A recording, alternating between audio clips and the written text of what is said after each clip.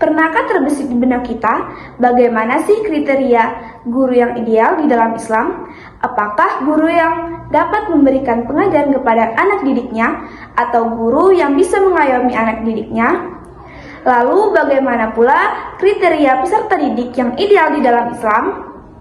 Di era yang semakin kompleks pada saat ini, kita seringkali melupakan esensi sejatinya tentang pendidikan.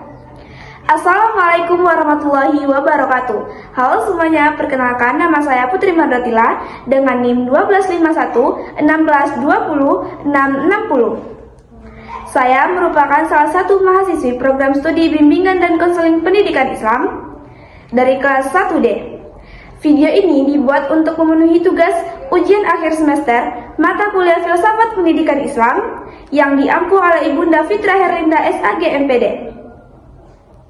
Pada video kali ini, kita akan membahas tuntas tentang konsep pendidik dan peserta didik dalam filsafat pendidikan Islam. Sebelum kita berbicara soal guru dan murid, kita harus paham dulu tujuan akhir dari pendidikan Islam. Ini bukan hanya sekedar mentransfer ilmu, tetapi sebuah proses holistik pertama. Yang pertama adalah ta'alim, mentransfer pengetahuan. Kedua ada tarbiyah, membina dan juga mengembangkan potensi siswa secara utuh, intelektual, emosional, dan juga spiritual. Dan yang paling utama, tazkiyah an-nafs, membersihkan jiwa, menyucikannya dari sifat-sifat tercela dan menanamkan keutamaan. Inilah fondasinya, dan semua ini mengarah pada satu tujuan, menciptakan insan kamil, manusia yang sempurna, yang hanya beribadah kepada Allah Subhanahu wa Ta'ala.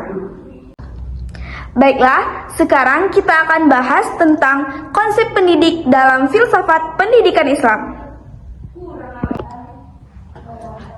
Yang pertama adalah Rabbani.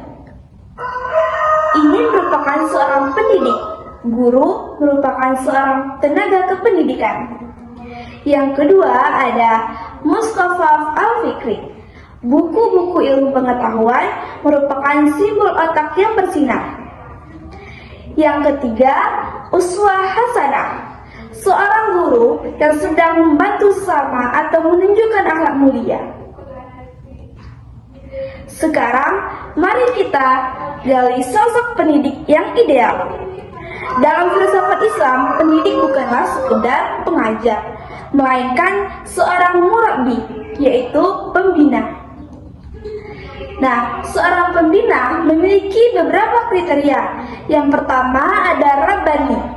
Niatnya karena lillahi ta'ala, semuanya karena Allah.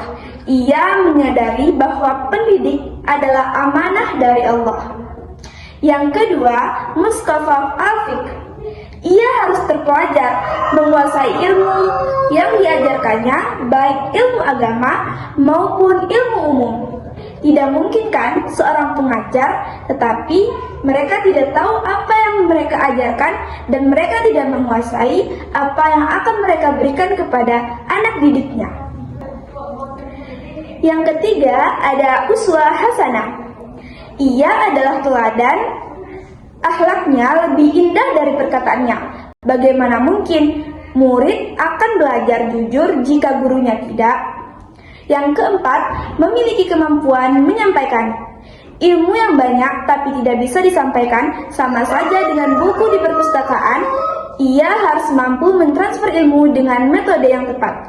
Dan yang kelima, sabar dan tawadu atau rendah hati. Menghadapi karakter murid yang beragam butuh kesabaran luar biasa dan ia harus rendah hati. Menyadari ilmunya masih setetes air di lautan yang sangat luas. Nah, ini merupakan sebuah landasan Al-Quran tentang konsep pendidik dalam filsafat pendidikan Islam pada Al-Quran Surah Al-Baqarah ayat 129 dan juga Al-Quran Surah Al-Ahzab pada ayat 21. Sekarang kita akan bahas tentang konsep peserta didik dalam filsafat pendidikan Islam. Di sisi lain, ada peserta didik ideal. Islam memandang murid bukan hanya sebagai wadah kosong yang diisi, tapi sebagai subjek aktif dalam proses pembelajaran. Yang pertama, ada niat yang Belajar untuk mencari keridhaan Allah, untuk memajukan umat bukan sekedar cari nilai atau gelar. Yang kedua, bersungguh-sungguh dan cerdas. Ia aktif, bukan pasif. Ia mendengar dengan baik, mencatat.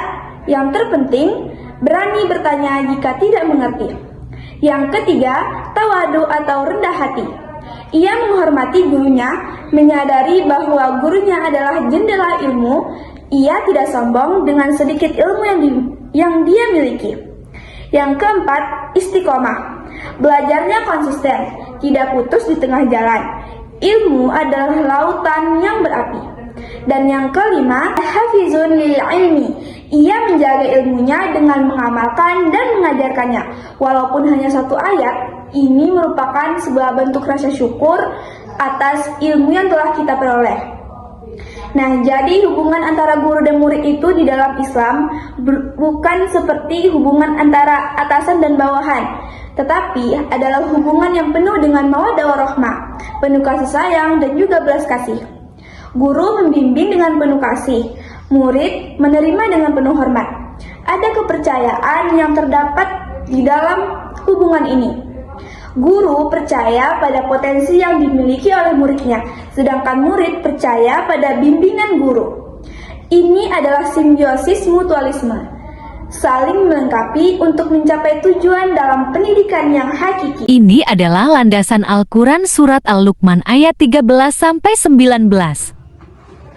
Nah, jadi kesimpulan dari konsep pendidik dan juga peserta didik dalam filsafat pendidikan Islam. Pendidik Islam sangatlah dalam. Pendidik adalah seorang murabbi rabbani yang menjadi teladan. Peserta didik adalah seorang pelajar yang aktif, rendah hati, dan juga niatnya yang lurus. Keduanya terkait dalam hubungan penuh kasih untuk mencetak insan yang kamil. Baiklah, semoga video ini dapat bermanfaat bagi kita semua dalam meningkatkan kualitas pendidikan. Jika ada kata-kata yang salah atau penyampaian yang kurang efektif, mohon dimaafkan. Saya Putri Maratila. Baik, undur diri. Wassalamualaikum warahmatullahi wabarakatuh.